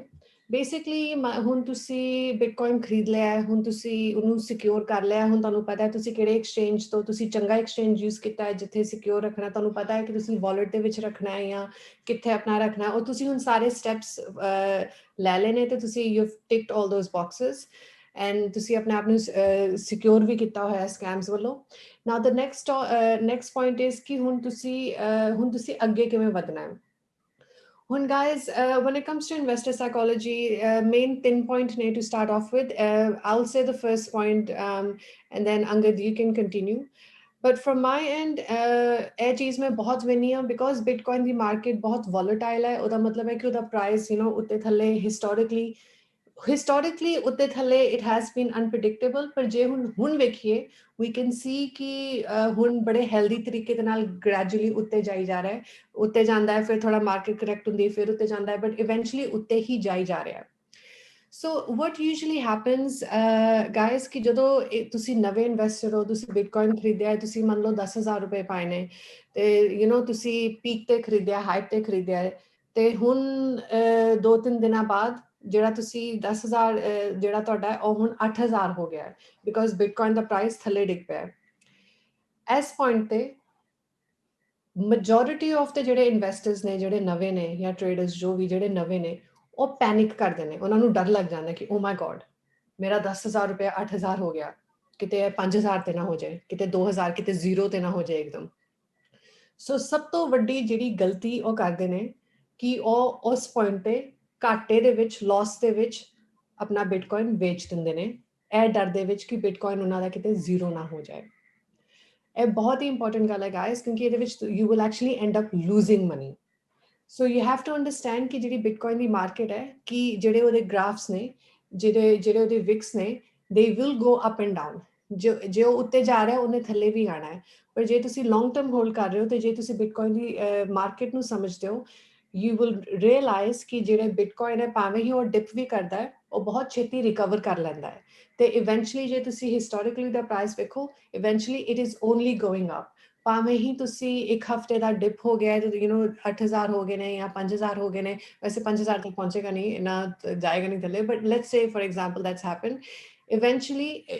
That's where you have to keep holding. ਜਿਹੜੇ ਸਮਾਰਟ ਇਨਵੈਸਟਰਸ ਨੇ ਉਹ ਘਾਟੇ ਦੇ ਵਿੱਚ ਨਹੀਂ ਵੇਚਣਗੇ, ਉਹ ਹੋਲਡ ਕਰਕੇ ਰੱਖਣਗੇ ਬਿਕੋਜ਼ ਮੇਕ ਰਿਮੈਂਬਰ ਕਿ ਤੁਹਾਡਾ ਘਾਟਾ ਉਦੋਂ ਹੋਏਗਾ ਜੇ ਤੁਸੀਂ ਵੇਚਤਾ ਹੈ। ਜੇ ਤੁਸੀਂ ਹੋਲਡ ਕੀਤਾ ਹੋਇਆ ਹੈ, it does you haven't actually lost anything. So you have to wait for it to go up. ਤੇ ਇਹਦੇ ਵਿੱਚ ਪੇਸ਼ੈਂਸ ਬਹੁਤ ਹੀ ਵੱਡੀ ਚੀਜ਼ ਹੈ ਤੇ ਇਹ ਪੇਸ਼ੈਂਸ ਉਦੋਂ ਬਹੁਤ ਤਗੜੇ ਤਰੀਕੇ ਨਾਲ ਟੈਸਟ ਹੁੰਦੀ ਹੈ ਜਦੋਂ ਮਾਰਕੀਟ ਰੈਡ ਦੇ ਵਿੱਚ ਹੈਗੀ ਹੈ, ਜਦੋਂ ਡਾਊਨ ਹੈਗੀ ਹੈ। ਤੇ ਇਹ ਸਾਨੂੰ ਪਤਾ ਹੈ ਬਿਕੋਜ਼ ਅਸੀਂ 2018 ਤੇ 19 ਦਾ ਗ੍ਰੇਟ ਕ੍ਰਿਪਟੋ ਡਿਪਰੈਸ਼ਨ ਸਰਵਾਈਵ ਕੀਤੇ ਹੋਏ ਹਾਂ। So I think if anything ਅਸੀਂ ਇਹਦੇ ਬਾਰੇ ਗੱਲ ਕਰ ਸਕਦੇ ਹਾਂ। We know what we are talking about. But Angad ਹੋਰ ਕਿਹੜੇ ਇਨਵੈਸਟਰ ਜਿਹੜੀ ਸਾਈਕੋਲੋਜੀ ਫਰਮ ਪਰਸਪੈਕਟਿਵ, ਹੋਰ ਕਿਹੜੀਆਂ ਚੀਜ਼ਾਂ ਲੋਕਾਂ ਨੂੰ ਧਿਆਨ ਦੇ ਵਿੱਚ ਰੱਖਣੀਆਂ ਚਾਹੀਦੀਆਂ ਨੇ? ਚਾਹੇ ਐਕਸ ਅਮਾਉਂਟ ਜਿੰਨਾ ਵੀ ਇਨਵੈਸਟ ਕਰ ਰਹੇ ਹੋ, ਤੁਸੀਂ ਜੇ ਇਨਵੈਸਟਰ ਪੁਆਇੰਟ ਆਫ ਵਿਊ ਤੋਂ ਦੇਖ ਰਹੇ, ਜੇ ਤੁਸੀਂ ਸੋਚ ਰਹੇ ਕਿ ਮੈਂ ਇਨਵੈਸਟਮੈਂਟ ਲਈ ਉਹਦੇ ਵਿੱਚ ਪੈਸੇ ਪਾ ਰਿਹਾ, then you have to wait। ਤੁਹਾਨੂੰ ਮਤਲਬ ਪੈਸੇ ਪਾ ਰਹੇ ਹੋ ਤੇ ਤੁਹਾਨੂੰ 1 ਸਾਲ 2 ਸਾਲ 10 ਸਾਲ ਤਾਂ ਤੁਸੀਂ ਇਹ ਲੈ ਕੇ ਚੱਲਣਾ ਹੈ ਕਿ ਹਾਂ ਯਾਰ ਇਹਨੇ ਬਾਅਦ ਹੀ ਮੈਂ ਦੇਖਾਂਗਾ। ਕਈ ਲੋਕੀ ਹੁੰਦੇ ਨੇ ਜੋ ਲਾਈਕ ਕੋਈ ਸ਼ੇਅਰ ਖਰੀਦਿਆ ਹੁੰਦਾ ਹੈ, ਕੋਈ ਕੋਇਨ ਖਰੀਦਿਆ ਹੁੰਦਾ ਹੈ, ਉਹ ਰੋਜ਼ ਪ੍ਰਾਈਸ ਚੈੱਕ ਕਰਦੇ ਨੇ, ਅੱਜ ਪ੍ਰਾਈਸ ਥੱਲੇ ਚਲਾ ਗਿਆ, ਅੱਜ ਉੱਥੇ ਚਲਾ ਗਿਆ। ਤੁਸੀਂ ਹੁਣ ਜੇ ਸੋਚਿਆ ਹੀ ਹੈ ਕਿ ਮੈਂ ਇਨਵੈਸਟਮੈਂਟ ਕਰਨੀ ਹੈ ਤੇ ਇਨਵੈਸਟਮੈਂਟ ਦਾ ਮਤਲਬ ਹੀ ਇਹ ਹੈ ਕਿ ਤੁਸੀਂ ਉਹਨੂੰ ਲੌਂਗ ਟਰਮ ਲਈ ਦੇਖ ਰਹੇ ਹੋ। ਵੈਸੇ ਸ਼ਾਰਟ ਟਰਮ ਇਨਵੈਸਟਮੈਂਟਸ ਵੀ ਹੁੰਦੀਆਂ ਨੇ ਬਟ ਇਟ ਡਿਪੈਂਡਸ ਉਹ ਫਰੂਟਫੁਲ ਹੋਣਗੀਆਂ ਨਹੀਂ ਹੋਣਗੀਆਂ। ਲੇਕਿਨ ਜੇ ਆਪਾਂ ਇੱਕ ਨਾਰਮਲ ਇਨਵੈਸਟਮੈਂਟ ਦੇਖੀਏ ਕਿ ਤੁਸੀਂ ਹੁਣ ਜੇ 1 ਜਨਵਰੀ ਨੂੰ ਪਾਇਆ ਹੈ ਤੇ ਦੈਨ ਤੁਸੀਂ ਦਸੰਬਰ ਤੱਕ ਦੇਖੋ, ਉਸੇ ਸਾਲ ਦੇ ਐਂਡ ਵਿੱਚ ਦੇਖੋ ਕਿ ਅੱਛਾ ਮੈਨੂੰ ਉਦੋਂ ਤੋਂ ਲੈ ਕੇ ਹੁਣ ਤੱਕ ਕਿੰਨਾ ਪ੍ਰੋਫਿਟ ਹੋਇਆ। ਜੇ ਆਪਾਂ ਕਿਸੇ ਬੈਂਕ 'ਚ FD ਵਗੈਰਾ ਵੀ ਕਰਵਾਉਂਦੇ ਆ ਤੇ ਸਾਨੂੰ ਉਹ ਫਸਟ ਡੇ ਤੇ ਹੀ ਉਹਨਾਂ ਪਰਸਨ ਨਹੀਂ ਦੇ ਦਿੰਦੇ, ਉਹ at the end of the year ਹੀ ਸਾਨੂੰ ਦਿੰਦੇ ਨੇ। ਤੇ ਉਹ ਕੀ ਕਰਦੇ ਨੇ, ਉਹ ਵੀ ਤਾਂ ਸਾਡਾ ਪੈਸਾ ਲੈ ਕੇ ਅੱਗੇ ਲੋਨ ਦੇ ਰਹੇ ਨੇ, ਅੱਗੇ ਸ਼ੇਅਰ ਮਾਰਕੀਟ ਵਿੱਚ ਪਾ ਰਹੇ ਨੇ, ਉਹ ਆਪਣਾ ਹੋਰ ਅੱਗੇ ਮਲਟੀਪਲਾਈ ਕਰਦੇ ਜਾ ਰਹੇ ਨੇ। ਹੋ ਸਕਦਾ ਹੈ ਕਿ ਜੋ ਤੁਹਾਡੇ ਹਿੱਸੇ ਦਾ ਪੈਸਾ ਹੈ ਉਹ ਉਹਨਾਂ ਨੇ ਲੋਸਟ ਕਰਤਾ ਹੈ ਬਟ ਉਹਦੇ ਨੈਕਸਟ ਕੁਆਟਰ ਵਿੱਚ ਉਹਨਾਂ ਨੇ ਉਸ 'ਚ ਡਬਲ ਪ੍ਰੋਫਿਟ ਕੀਤਾ ਹੈ, ਤਾਂ ਹੀ ਉਹ ਤੁਹਾਨੂੰ 1% ਦੇ ਰਹੇ ਨੇ ਕਿ ਜੋ ਉਹਨਾਂ ਨੇ ਤੁਹਾਡਾ ਪੈਸਾ ਯੂਜ਼ ਕੀਤਾ ਉਹ ਤੁਹਾਨੂੰ ਇੱਕ ਸ਼ੇਅਰ ਦੇ ਰਹੇ ਨੇ ਉਹਦੇ ਵਿੱਚੋਂ। ਤੇ ਤੁਸੀਂ ਆਪਣਾ ਵੇਟ ਕਰੋ, ਦੈਨ ਉਸ ਤੋਂ ਬਾਅਦ ਦੇਖੋ। ਤੇ ਇੱਕ ਦਿਮਾਗ 'ਚ ਹੋਰ ਚੀਜ਼ ਰੱਖਣੀ ਹੈ ਕਿ ਬਿਟਕੋਇਨ ਜੋ ਹੈ ਉਹ ਸਕੈਰਸ ਹੈ, ਜਿਵੇਂ ਗੋਲਡ ਹੈ ਉਹ ਲਿਮਿਟਿਡ ਕੁਆਂਟਿਟੀ ਹੈ ਤੇ ਜੋ ਵੀ ਚੀਜ਼ ਲਿਮਿਟਿਡ ਹੁੰਦੀ ਹੈ ਉਹਦੀ ਪ੍ਰਾਈਸ ਇਵੈਂਚੁਅਲੀ ਵੱਧਦੀ ਹੀ ਵੱਧਦੀ ਹੈ। ਜਿਵੇਂ ਆਪਾਂ ਗੋਲਡ ਦੇਖੀਏ, ਗੋਲਡ ਹਾਰਡ ਟੂ ਮਾਈਨ ਹੈ, ਤੁਸੀਂ ਉਹਨੂੰ ਐਵੇਂ ਮਾਈਨ ਨਹੀਂ ਕਰ ਸਕਦੇ ਲਾਈਕ ਕਿ ਤੁਸੀਂ ਇੱਕ ਦਿਨ 'ਚ ਕਾਫੀ ਸਾਰਾ ਸੋਨਾ ਕੱਢ ਰਹੇ ਹੋ ਲਾਈਕ ਦੈਟ। ਤੇ ਉਵੇਂ ਹੀ ਬਿਟਕੋਇਨ ਹੈ, ਏਦਾਂ ਨਹੀਂ ਹੁੰਦਾ ਕਿ ਇੱਕ ਦਿਨ 'ਚ ਕੋਈ ਜੇ ਮਾਈਨਰ ਹੈ ਉਹ ਬਹੁਤ ਜ਼ਿਆਦਾ ਬਿਟਕੋਇਨ ਬਣਾ ਰਿਹਾ ਹੈ, ਭਾਵੇਂ ਉਹਦੇ ਕੋਲ ਬਹੁਤ ਹੈਵੀ ਮਸ਼ੀਨਰੀ ਕਿਉਂ ਨਾ ਹੋਏ। ਹੁਣ ਬਿਟਕੋਇਨ ਹਾਰਵਿੰਗ ਤੋਂ ਬਾਅਦ ਬਿਟਕੋਇਨ 50% ਹੋਰ ਘਟ ਗਏ ਨੇ ਜੋ ਮਾਈਨਰਸ ਦੀ ਇਨਕਮ ਹੈ, ਤੇ ਉਹਨੂੰ ਮਾਈਨ ਕਰਨਾ ਜੇ ਹਾਰਡ ਹੈ ਤਾਂ ਤੇ ਉਹਦੀ ਲਿਮਿਟਿਡ ਸਪਲਾਈ ਹੈ, ਇਸ ਕਰਕੇ ਹੀ ਉਹਦਾ ਪ੍ਰਾਈਸ ਵੱਧਦਾ ਜਾ ਰਿਹਾ। ਮਤਲਬ ਆਪਾਂ ਇਹ ਕਹਿ ਸਕਦੇ ਹਾਂ ਜਿਵੇਂ ਇੱਕ ਗੋਲਡ ਸਾਡੇ ਕੋਲ ਫਿਜ਼ੀਕਲ ਫਾਰਮ 'ਚ ਹੈ, ਇਹ ਸਾਡਾ ਡਿਜੀਟਲ ਗੋਲਡ ਹੈ ਤੇ ਇਹ ਹਲੇ ਵੀ ਅੰਡਰ ਵੈਲਿਊਡ ਹੈ। It takes time.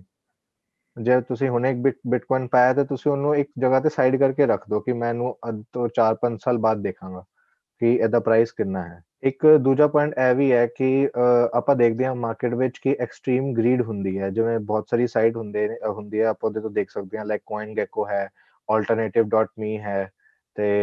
Coin market cap ਹੈ। ਬਹੁਤ ਸਾਰੀ ਸਾਈਟਸ ਨੇ ਜਿੱਥੇ ਤੁਸੀਂ ਜਾ ਕੇ ਫੀਅਰ ਐਂਡ ਗਰੀਡ ਇੰਡੈਕਸ ਦੇਖ ਸਕਦੇ ਹੋ। ਫੀਅਰ ਐਂਡ ਗਰੀਡ ਇੰਡੈਕਸ ਦਾ ਮਤਲਬ ਕੀ ਹੈ ਕਿ ਲਾਈਕ ਅੱਜ ਦੇ ਦਿਨ ਤੇ ਮਾਰਕੀਟ ਵਿੱਚ ਗਰੀਡ ਹੈ ਜਾਂ ਫੀਅਰ ਹੈ। ਫੀਅਰ ਦਾ ਮਤਲਬ ਹੈ ਕਿ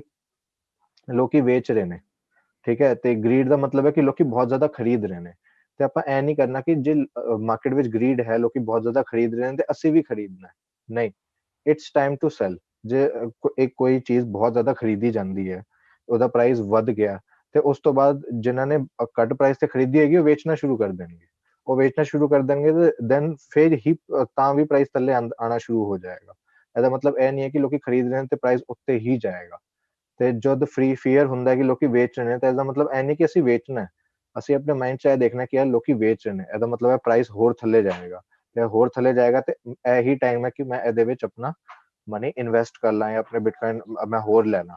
ਤੇ ਸਾਨੂੰ ਐਵੇਂ ਇੱਕ ਸਾਈਕੋਲੋਜੀ ਨਾਲ ਚੱਲਣਾ ਹੈ, ਅਸੀਂ ਮਾਰਕੀਟ ਨੂੰ ਦੇਖਣਾ ਹੈ ਲੇਕਿਨ ਅਸੀਂ ਮਾਰਕੀਟ ਦੇ ਹਿਸਾਬ ਨਾਲ ਮੈਨੀਪੂਲੇਟ ਨਹੀਂ ਹੋਣਾ ਕਿ ਅਗਰ ਮਾਰਕੀਟ ਉਹਦੇ ਏਦਾਂ ਵਿੱਚ ਜਾ ਰਹੀ ਹੈ। ਓਪਰਚੁਨਿਟੀਜ਼ ਵੇਖਣੀ ਹੈ, ਅਸੀਂ ਉਹਦੇ ਵਿੱਚ ਐਂਟਰੀ ਦੀ ਓਪਰਚੁਨਿਟੀਜ਼ ਵੇਖਣੀ ਹੈ ਕਿ ਅਸੀਂ ਜੇ ਐਂਟਰ ਕਰਨਾ ਚਾਹੁੰਦੇ ਹਾਂ ਤੇ ਸਾਡੇ ਲਈ ਕੀ ਓਪਰਚੁਨਿਟੀ ਹੈ। ਜੇ ਤੁਸੀਂ ਨਵੇਂ ਹੋ, ਤੁਸੀਂ ਨੋਟ ਕਰੋਗੇ ਕਿ ਯੂਜੂਅਲੀ ਤੁਸੀਂ ਹਾਈ ਪ੍ਰਾਈਸ ਪੁਆਇੰਟ ਤੇ ਆਏ ਹੋ, ਤੁਹਾਡਾ ਪਹਿਲਾ ਬਿਟਕੋਇਨ ਇਨਵੈਸਟਮੈਂਟ ਆਮ ਸ਼ੋਰ ਹਾਈ ਪ੍ਰਾਈਸ ਪੁਆਇੰਟ ਤੇ ਹੀ ਹੋਏਗਾ। ਪਰ ਉਹਦੇ ਬਾਅਦ ਤੇ ਤੁਸੀਂ ਉਹਦੇ ਵਿੱਚ ਰਹਿਣਾ ਚਾਹੁੰਦੇ ਹੋ, ਤੁਸੀਂ ਮੰਨਦੇ ਹੋ ਕਿ ਇਹ ਫਿਊਚਰ ਹੈਗਾ ਕਿ ਅੱਗੇ ਹੋਰ ਵਧੇਗਾ ਤੇ ਤੁਸੀਂ ਹੋਰ ਖਰੀਦਣਾ ਚਾਹੁੰਦੇ ਹੋ, ਫਿਰ ਤੁਸੀਂ ਜਿਹੜੇ ਪ੍ਰਾਈਸ ਜਦੋਂ ਥੱਲੇ ਡਿੱਗੇਗਾ ਉਹ ਡਿਪਸ ਨੂੰ ਤੁਸੀਂ ਓਪਰਚੁਨਿਟੀਜ਼ ਦੇ ਵਾਂਗੂ ਟ੍ਰੀਟ ਕਰੋਗੇ। ਤੇ ਜਿਵੇਂ ਰਵਨੀਤ ਜੀ ਨੇ ਕਿਹਾ ਕਿ ਜਿਵੇਂ ਇੱਕ ਐਗਜ਼ਾਮਪਲ ਲੈਂਦੇ ਹਾਂ, ਲਾਈਕ $10,000 ਤੇ ਤੁਸੀਂ ਇੱਕ ਬਿਟਕੋਇਨ ਖਰੀਦਿਆ, ਦੈਨ ਉਹਦੀ ਪ੍ਰਾਈਸ ਅੱਜ ਤੋਂ 2 ਮਹੀਨੇ ਬਾਅਦ 3 ਮਹੀਨੇ ਬਾਅਦ $8,000 ਜਾਂ $7,000 ਚਲੇਗੀ। ਲੈਟ ਸਪੋਜ਼ ਤੁਸੀਂ ਪੈਨਿਕ ਨਹੀਂ ਕਰਨਾ ਕਿ ਮੈਂ ਵੇਚਣਾ ਹੈ। ਤੁਸੀਂ ਇਹ ਦੇਖੋ ਕਿ ਅੱਛਾ ਮੇਰੇ ਕੋਲ ਲਾਈਕ 10,000 ਰੁਪੀਜ਼ ਹੋਰ ਹੈਗੇ ਨੇ ਜਾਂ 20,000 ਹੋਰ ਹੈਗੇ ਨੇ ਜੋ ਮੈਂ ਇਨਵੈਸਟਮੈਂਟ ਲਈ ਰੱਖੇ ਨੇ, ਤੇ ਤੁਸੀਂ ਉਹਦੇ ਤੇ ਇਨਵੈਸਟ ਕਰਦੇ ਤੇ ਕੀ ਹੋਏਗਾ, ਤੁਹਾਡੀ ਐਵਰੇਜਿੰਗ ਹੋਣੀ ਸ਼ੁਰੂ ਹੋ ਜਾਏਗੀ। ਤੁਸੀਂ ਜੇ $10,000 ਤੇ ਇੱਕ ਬਿਟਕੋਇਨ ਖਰੀਦ ਪਾਏ ਲੈਟ ਸਪੋਜ਼, ਤੇ ਹੋ ਸਕਦਾ ਤੁਸੀਂ $7,000 ਤੇ 1.3 ਬਿਟਕੋਇਨ ਖਰੀਦ ਪਾਓ। ਤੇ ਉਹਦੇ ਨਾਲ ਤੁਹਾਨੂੰ ਫਾਇਦਾ ਇਹ ਹੋਇਆ ਕਿ ਤੁਹਾਨੂੰ ਐਕਸਟਰਾ ਬਿਟਕੋਇਨ ਵੀ ਮਿਲ ਗਿਆ। ਤੇ ਕੱਲ ਨੂੰ ਜੇ ਉਹਦੀ ਪ੍ਰਾਈਸ 7,000 ਸੀ 9,000 ਵੀ ਜਾਂਦੀ ਹੈ, ਜੇ ਤੁਸੀਂ ਦੇਖੋਗੇ ਇੱਕ ਜਗ੍ਹਾ ਤੇ ਤੁਹਾਨੂੰ ਇੱਕ 1000 ਦਾ ਲਾਸ ਹੋ ਰਿਹਾ ਲੇਕਿਨ ਦੂਜੀ ਜਗ੍ਹਾ ਤੇ ਤੁਹਾਨੂੰ ਅਰਾਊਂਡ $2500 ਦਾ ਜਾਂ $3000 ਦਾ ਪ੍ਰੋਫਿਟ ਵੀ ਹੈ ਤੇ ਐਦਾਂ ਕਰਕੇ ਤੁਸੀਂ ਆਪਣੀ ਐਵਰੇਜਿੰਗ ਕਰੋ ਤੇ ਦੂਸਰੀ ਚੀਜ਼ ਕਈ ਇਨਵੈਸਟਰਸ ਇਹ ਵੀ ਕਰਦੇ ਨੇ ਲਾਈਕ ਬਿਟਕੋਇਨ ਤੋਂ ਬਾਅਦ ਸਭ ਤੋਂ ਵੱਡੀ ਕ੍ਰਿਪਟੋ ਕਰੰਸੀ ਹੈ ਇਥੀਰੀਅਮ ਉਹਦਾ ਵੀ ਬਹੁਤ ਅੱਛਾ ਯੂਜ਼ ਕੇਸ ਹੈ ਅਸੀਂ ਇਨ ਫਿਊਚਰ ਉਹਦੇ ਉੱਤੇ ਵੀ ਵੀਡੀਓ ਲੈ ਕੇ ਆਵਾਂਗੇ ਤੇ ਇਸ ਲਈ stay tuned like let suppose ਕਿ ਮੇਰੇ ਕੋਲ 10000 ਰੁਪੀਜ਼ ਨੇ ਤੇ ਮੈਂ ਉਹਨੂੰ 1 ਸਾਲ ਲਈ 2 ਸਾਲ ਲਈ 3 ਸਾਲ ਲਈ ਇਨਵੈਸਟ ਕਰਨਾ ਮੈਂ ਕੀ ਕਰਾਂਗਾ ਮੈਂ 5000 ਦੇ ਮੈਂ ਬਿਟਕੋਇਨ ਲੈ ਲੇ 5000 ਦਾ ਮੈਂ ਇਥੀਰੀਅਮ ਲੈ ਲਿਆ ਤਾਂ ਕਿ at the end of the year ਜੇ ਬਿਟਕੋਇਨ ਦੀ ਪ੍ਰਾਈਸ ਥੋੜੀ ਥੱਲੇ ਵੀ ਹੈ ਤੇ ਇਥੀਰੀਅਮ ਦੀ ਜੇ ਵਧੀ ਹੈ ਤੇ ਮੇਰੇ ਜੋ ਉਹ 10000 ਹੈ ਨਾ ਉਹ ਲਾਸ ਨਾ ਹੋਏ ਉਹ at the end of the day profit ਵਿੱਚ ਹੀ ਜਾਏ ਇਹਨੂੰ ਕਹਿੰਦੇ ਡਾਈਵਰਸਿਫਿਕੇਸ਼ਨ ਤੁਸੀਂ ਆਪਣਾ ਪੋਰਟਫੋਲੀਓ ਡਾਈਵਰਸਿਫਾਈ ਕਰ ਰਹੇ ਹੋ ਕੁਝ ਲੋਕ ਕੁਝ ਜੋ ਵੱਡੇ ਵੱਡੇ ਇਨਵੈਸਟਰਸ ਹੁੰਦੇ ਨੇ ਇਹ ਵੀ ਕਰਦੇ ਨੇ ਕਿ ਥੋੜਾ ਉਹਨਾਂ ਦਾ ਲਾਈਕ 20-30% ਪੋਰਟਫੋਲੀਓ ਕ੍ਰਿਪਟੋ ਚ ਹੁੰਦਾ ਹੈ 20-30% ਪੋਰਟਫੋਲੀਓ ਸ਼ੇਅਰ ਮਾਰਕੀਟ ਵਿੱਚ ਹੁੰਦਾ ਹੈ ਤੇ 20-30% ਪੋਰਟਫੋਲੀਓ ਉਹਨਾਂ ਦਾ 골ਡ ਵਗੈਰਾ ਜੋ ਮਟੀਰੀਅਲਿਸਟਿਕ ਇਨਵੈਸਟਮੈਂਟਸ ਨੇ ਉਹਦੇ ਵਿੱਚ ਹੁੰਦਾ ਹੈ ਤੇ ਬਾਕੀ ਥੋੜਾ ਜਿਹਾ ਉਹਨਾਂ ਦਾ ਐਫਡੀ ਬੌਂਡਸ ਵਗੈਰਾ ਚ ਹੁੰਦਾ ਤਾਂ ਕਿ at the end of the year ਅਗਰ ਦੋ ਥੱਲੇ ਵੀ ਜਾ ਰਹੀ ਦੋ ਥੱਲੇ ਜਾ ਰਹੀਆਂ ਨੇ ਤੇ ਦੋ ਉੱਤੇ ਵੀ ਤੇ ਜਾ ਰਹੀਆਂ ਨੇ ਤੇ ਉਹ ਕੀ ਕਰੇਗਾ ਇੱਕ ਦੂਸਰੇ ਨੂੰ ਬੈਲੈਂਸ ਆਊਟ ਕਰੇਗਾ ਤੇ ਇਹ ਹੀ ਇੱਕ ਮਤਲਬ ਪਰਫੈਕਟ ਸਟ੍ਰੈਟੇਜੀ ਹੁੰਦੀ ਹੈ ਕਿੱਥੇ ਵੀ ਇਨਵੈਸਟ ਕਰਨ ਲਈ ਸੋ ਗਾਇਜ਼ ਹੁਣ ਲਾਸਟ ਅਸੀਂ ਤੁਹਾਡੇ ਨਾਲ ਗੱਲ ਕਰਨਾ ਚਾਹੁੰਦੇ ਹਾਂ ਕਿ ਤੁਸੀਂ ਕ੍ਰਿਪਟੋ ਦੀ ਦੁਨੀਆ ਦੇ ਨਾਲ ਕਿਵੇਂ ਕਨੈਕਟਡ ਰਹਿ ਸਕਦੇ ਹੋ ਤੇ ਕਿਵੇਂ ਜਿਵੇਂ ਜਿਵੇਂ ਇਨਫੋਰਮੇਸ਼ਨ ਅਪਡੇਟਸ ਆ ਰਹੀਆਂ ਨੇ ਤੇ ਤੁਸੀਂ ਉਹਦੇ ਨਾਲ ਕਿਵੇਂ ਜੁੜੇ ਰਹਿ ਸਕਦੇ ਹੋ ਸਭ ਤੋਂ ਪਹਿਲਾਂ ਤਾਂ ਤੁਸੀਂ ਇਹ ਚੈਨਲ ਨੂੰ ਫੋਲੋ ਕਰ ਸਕਦੇ ਹੋ ਤੁਸੀਂ ਬਿਟਕੋਇਨ ਪੰਜਾਬ ਨੂੰ ਸਾਡੇ ਨਾਲ YouTube ਤੇ ਸਬਸਕ੍ਰਾਈਬ ਕਰੋ ਟਵਿੱਟਰ ਤੇ ਇੰਸਟਾਗ੍ਰਾਮ ਦੇ ਨਾਲ ਵੀ ਜੁੜੋ ਤੇ ਅਸੀਂ ਫੇਸਬੁੱਕ ਤੇ ਵੀ ਹੈਗੇ ਆ ਫੇਸਬੁੱਕ ਤੇ ਥੋੜੀ ਸੈਂਸਰਸ਼ਿਪ ਹੋਈ ਪਈ ਹੈ ਸੋ ਆਈ ਥਿੰਕ ਹਫਤੇ ਵਿੱਚ ਮੈਂ ਇੱਕ ਵਾਰ ਹੀ ਪੋਸਟ ਪਾ ਸਕਦੀ ਹਾਂ but Instagram and Twitter and YouTube is fine ਉੱਥੇ ਸਾਨੂੰ ਫੋਲੋ ਕਰੋ ਤੇ ਅਸੀਂ ਜਿਵੇਂ ਜਿਵੇਂ ਨਿਊਜ਼ ਆਉਂਦੀਆਂ ਨੇ ਅਸੀਂ ਉੱਦਾਂ ਦਾ ਵੀਡੀਓਜ਼ ਪਾਉਂਦੇ ਹਾਂ ਦੂਜੀ ਗੱਲ ਤੁਸੀਂ ਮੈਨੂੰ ਪਰਸਨਲੀ ਟਵਿੱਟਰ ਤੇ ਫੋਲੋ ਕਰ ਸਕਦੇ ਹੋ ਤੇ ਅੰਗਦ ਨੂੰ ਵੀ ਫੋਲੋ ਕਰ ਸਕਦੇ ਹੋ ਅੰਗਦ ਫਰਮ ਟੈਕਨੀਕਲ ਪਰਸਪੈਕਟਿਵ ਕਦੇ ਕਦੇ ਬਹੁਤ ਚੰਗੇ ਪੁਆਇੰਟਸ ਪਾਉਂਦੇ ਨੇ ਜੇ ਤੁਹਾਨੂੰ ਕੋਈ ਕੁਐਸਚਨਸ ਨੇ ਦੈਨ ਅਸੀਂ ਉੱਥੇ ਇਮੀਡੀਏਟਲੀ ਤੁਹਾਨੂੰ ਰਿਸਪੌਂਡ ਵੀ ਕਰ ਸਕਦੇ ਹਾਂ ਟਵਿੱਟਰ ਇੱਕ ਬਹੁਤ ਹੀ ਚੰਗੀ ਥਾਂ ਹੈ ਬਿਟਕੋਇਨ ਦੀ ਕਮਿਊਨਿਟੀ ਨੂੰ ਫੋਲੋ ਕਰਨ ਲਈ ਤੇ ਯੂਜੂਅਲੀ ਮੈਂ ਕੀ ਕਰਦੀ ਹਾਂ ਜਦੋਂ ਮੈਂ ਬਿਟਕੋਇਨ ਦੇ ਵਿੱਚ ਟੌਪ ਵੇਖਣਾ ਹੁੰਦਾ ਹੈ ਕਿ ਅੱਜ ਟੌਪ ਕੀ ਗੱਲਾਂ ਹੋਈਆਂ ਬਿਟਕੋਇਨ ਦੇ ਕਮਿਊਨਿਟੀ ਦੇ ਵਿੱਚ ਤੇ ਮੈਂ ਟਵਿੱਟਰ ਦੇ ਉੱਤੇ ਜਾ ਕੇ ਸਰਚ ਜਿੱਥੇ ਬਾਹਰ ਹੈ ਉੱਥੇ ਮੈਂ ਸਿਰਫ ਬਿਟਕੋਇਨ ਟਾਈਪ ਕਰਨੀ ਆ ਤੇ ਉੱਥੇ ਜਿੰਨੇ ਵੀ ਟੌਪ ਪੋਸਟ ਹੁੰਦੇ ਨੇ ਅੱਜ ਦੇ ਦਿਨ ਦੇ ਤੇ ਟੌਪ ਗੱਲਾਂ ਹੋਈਆਂ ਨੇ ਉਹ ਸਾਰੀਆਂ ਮੈਂ ਵੇਖ ਸਕਦੀ ਹਾਂ ਇਨ ਦ ਮੋਸਟ ਟ੍ਰੈਂਡਿੰਗ ਵੇ ਸੋ ਉਹ ਵੀ ਮੈਨੂੰ ਇੱਕ ਤਰੀਕਾ ਬਹੁਤ ਚੰਗਾ ਲੱਗਦਾ ਹੈ ਬਿਟਕੋਇਨ ਦੀ ਦੁਨੀਆ ਦੇ ਵਿੱਚ ਕਨੈਕਟਡ ਰਹਿਣਾ ਬਿਕੋਜ਼ ਇੰਨੀ ਛੋਟੀ ਦੁਨੀਆ ਹੈ ਭਾਵੇਂ ਗਲੋਬਲ ਹੈ ਬਟ ਸਟਿਲ ਕੁਆਇਟ ਸਮਾਲ ਕਿ ਜਿਹੜੇ ਉਹਦੇ ਵਿੱਚ ਇਨਫਲੂਐਂਸਰਸ ਹੈਗੇ ਨੇ ਜਾਣੇ ਮਾਨੇ ਲੋਕ ਨੇ ਉਹਨਾਂ ਦੀ ਗੱਲਾਂ ਦਾ ਬਹੁਤ ਪ੍ਰਭਾਵ ਹੁੰਦਾ ਹੈ ਲੋਕਾਂ ਤੇ ਉਹ ਗੱਲਾਂ ਦੇ ਨਾਲ ਜੁੜੇ ਰਹਿਣਾ I think is very important ਤੇ ਕੁਝ ਕੀ ਲੋਕੀ ਹੈਗੇ ਨੇ ਇੰਡਸਟਰੀ ਦੇ ਵਿੱਚ ਜਿਹੜੇ ਤੁਸੀਂ ਫੋਲੋ ਕਰ ਸਕਦੇ ਹੋ ਤੇ ਜੇ ਤੁਸੀਂ ਜਾਣਨਾ ਚਾਹੁੰਦੇ ਹੋ ਅਸੀਂ ਉਹਨਾਂ ਦੀ ਵੀ ਲਿਸਟ ਪਾ ਸਕਦੇ ਹਾਂ ਦੂਜੀ ਗੱਲ ਹੈ ਆਈ ਵੁੱਡ ਸੇ ਕਿ ਕੋਇਨ ਗੈਕੋ ਕੋਇਨ ਮਾਰਕੀਟ ਕੈਪ ਇਹ ਵੀ ਇੱਕ ਵੈਬਸਾਈਟਸ ਨੇ ਜਿਹੜੀਆਂ ਅਸੀਂ ਡਿਸਕ੍ਰਿਪਸ਼ਨ ਦੇ ਵਿੱਚ ਪਾ ਦਾਂਗੇ ਇਹ ਵੀ ਵੈਬਸਾਈਟਸ ਨੇ ਜਿੱਥੇ ਜਾ ਕੇ ਤੁਸੀਂ ਇੱਕ ਪੂਰੀ ਡਾਇਰੈਕਟਰੀ ਹੈਗੀ ਹੈ ਕ੍ਰਿਪਟੋ ਕਰੰਸੀਜ਼ ਦੀ ਜਿੰਨੀਆਂ ਵੀ ਨਵੀਆਂ ਕ੍ਰਿਪਟੋ ਕਰੰਸੀਜ਼ ਨੇ ਉਹ ਸਾਰੀਆਂ ਤੁਸੀਂ ਉੱਥੇ ਵੇਖੋਗੇ ਉਹਨਾਂ ਦਾ ਟੋਟਲ ਮਾਰਕੀਟ ਕੈਪ ਤੇ last 24 hour volume last 1 hour trading volume ਤੇ ਤੁਸੀਂ ਉਹ ਸਾਰੇ ਪਰਸੈਂਟੇਜ ਐਕਸਚੇਂਜ ਵਗੈਰਾ ਵੇਖ ਸਕਦੇ ਹੋ ਨਵੇਂ ਕੋਇਨਸ ਜਿਹੜੇ ਐਡ ਹੋ ਰਹੇ ਨੇ ਉਹ ਵੇਖ ਸਕਦੇ ਹੋ ਸੋ ਇਹ those are also very helpful websites ਜਿੱਥੇ ਜਾ ਕੇ ਤੁਸੀਂ ਡਿਫਰੈਂਟ ਕੋਇਨਸ ਵਗੈਰਾ ਵੇਖ ਸਕਦੇ ਹੋ ਸੋ coin ਗੈਕੋ and coinmarket.cap anything from your end Ankit on how to stay updated ਬਸ ਸਾਨੂੰ ਫੋਲੋ ਕਰੋ ਟਵਿੱਟਰ ਤੇ so nice ਹੁਣ ਤੇ ਕਰਨਾ ਪਏਗਾ ਹੁਣ ਤੇ ਹੋ 5 ਹੋਰ ਲੋਕਾਂ ਨੂੰ ਇਨਵਾਈਟ ਵੀ ਕਰਨਾ ਪਏਗਾ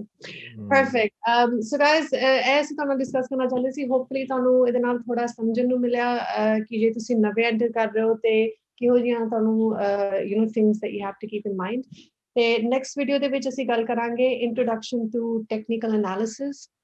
ਥੋੜਾ ਗ੍ਰਾਫਸ ਦੇ ਵਿੱਚ ਵੇਖਾਂਗੇ this will be all Angad I don't know ਜੇ ਮੈਂ ਉੱਥੇ I'll have any value ਕਿਉਂਕਿ ਇਹ ਸਾਰਾ ਅੰਗਦ ਦਾ area so stay tuned for that ਉਹ ਵੀਡੀਓ ਅਸੀਂ probably Monday ਨੂੰ ਅਪਲੋਡ ਕਰਾਂਗੇ with the weekly episode ਤੇ ਉਦੋਂ ਤੱਕ guys a very very happy new year ਤੇ farmers ਨੂੰ ਆਪਣੇ ਧਿਆਨ ਦੇ ਵਿੱਚ ਰੱਖਿਓ ਤੇ ਵਾਹਿਗੁਰੂ ਜੀ ਕਾ ਖਾਲਸਾ ਵਾਹਿਗੁਰੂ ਜੀ ਕੀ ਫਤਿਹ ਵਾਹਿਗੁਰੂ ਜੀ ਕੀ ਫਤਿਹ